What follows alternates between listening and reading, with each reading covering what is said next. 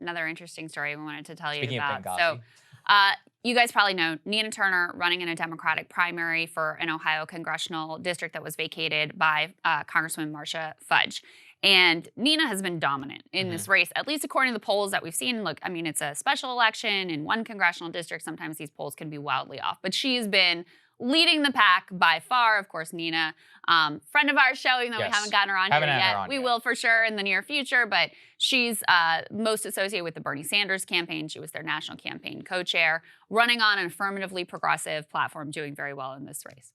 Guess who had to wade into the conversation? Who was it? Who? One and only Hillary Clinton.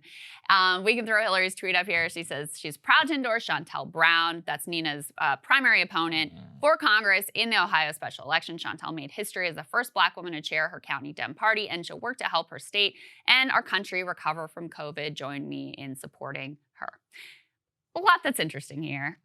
First of all, I'm not sure this is the win for Shontel Brown that maybe she was thinking. Nina went on to have her biggest fundraising she had day. her greatest fundraising day ever. Ever.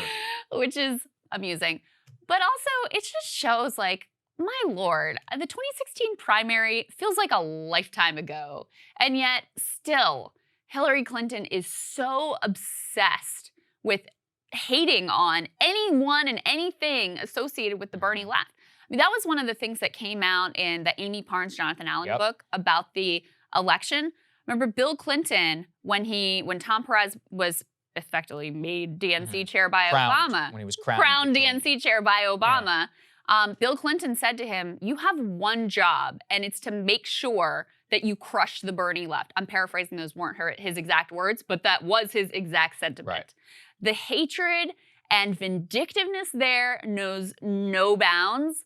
And so this is just one more instance where, again, I don't really think this is going to be particularly helpful for Shontel Brown, but Hillary Clinton has to wade in because she despises anyone and anything that was associated with Sanders 2016 or Sanders 2020. I think what it does show is that if you cross them once, they'll never forget it. And they will just do everything in their power. They could not, I don't think she could accept that it was a good faith difference of opinion, good faith difference of the party in 2016. Because they don't operate on policy good faith differences. For them, it's like, how dare you disrupt the coronation of the queen? And I mean, that really was the great poetic justice of 2016, right? Is that she got challenged and then she beat Bernie and then, you know, she was going forward and she was about to be crowned and then boom, like she wasn't. It was like this karmic justice that people had been waiting for a long time. And her popularity in the Democratic Party is, you know, I mean, it's still fine, but it's not even close to what like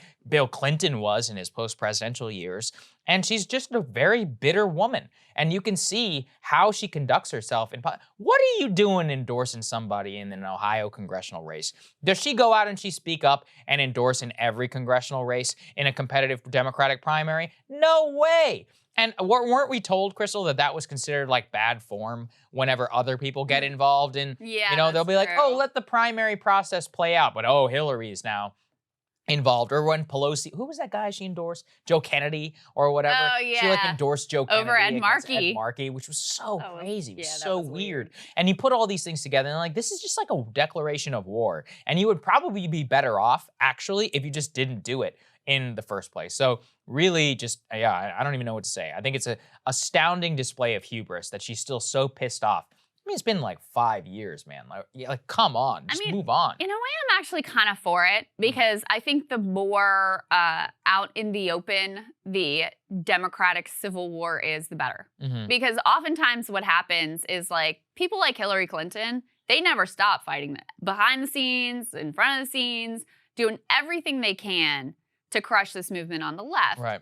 And on the left, sometimes they engage, sometimes they think these people are their friends. So the less that people on the left can imagine that the Hillary Clintons of the world or the Nancy Pelosi's of the world or the Chuck Schumers of the world are their buddy and working together with them in good faith, the less that they can like hold on to that illusion, in my opinion, the better. So unpopular opinion, thank you, Hillary. Maybe you're right. Thank you, Hillary. Very cool. Really appreciate it.